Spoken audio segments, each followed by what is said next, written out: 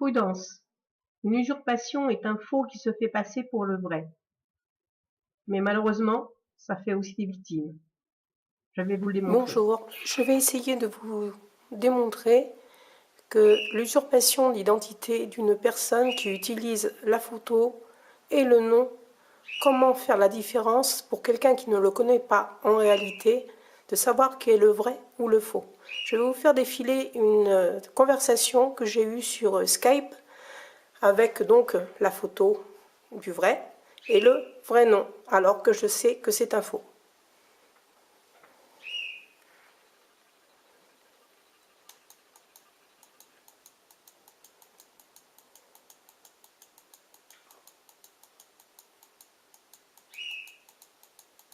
Cette conversation a duré près de 3 jours.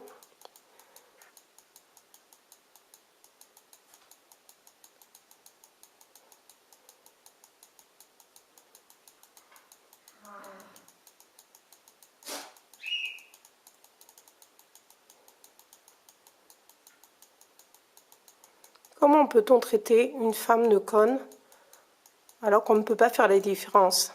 Moi, je la fais parce que je le connais. Mais vous le connaissez?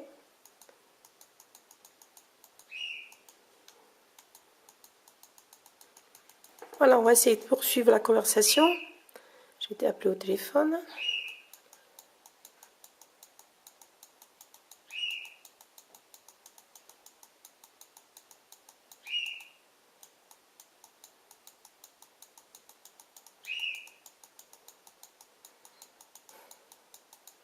Ils ont un aplomb monstre, ces brouteurs.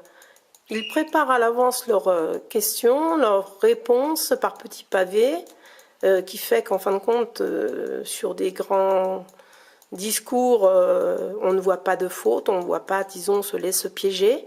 Et puis après, bon, quand on dit réponds-moi simplement à une question simple, on s'aperçoit que c'est plus du tout la même chose, que commencent à arriver les bêtises.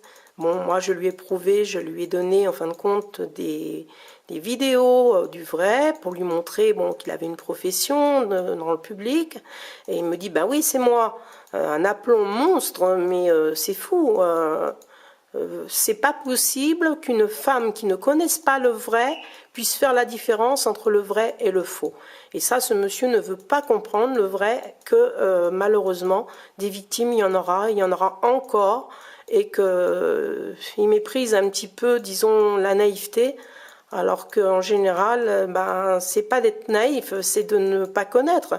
Vous ne connaissez pas en vrai une personne, on vous montre la même chose en photo. Comment vous allez faire une différence entre le vrai et le faux? C'est impossible. J'ai le vrai nom et j'ai la vraie photo. C'est pas possible.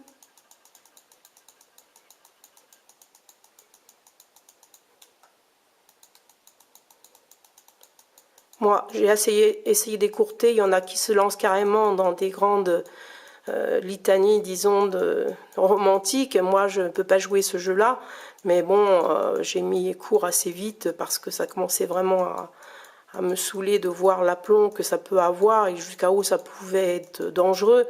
Je voulais simplement des preuves et vous le montrer, mais c'est pas possible. Ce n'est pas possible qu'un faux profil, disons que certainement un Ivoirien, ou peut-être même, il est peut-être en France, prenne la photo d'une vraie personne, la vraie nom d'une vraie personne, vous écrivent en son nom, et que vous puissiez vous faire le distinguo du vrai et du faux. Vous voyez, il y a, donc vous n'allez pas le voir, mais j'ai envoyé une photo encore et des choses, disons, pour le prouver.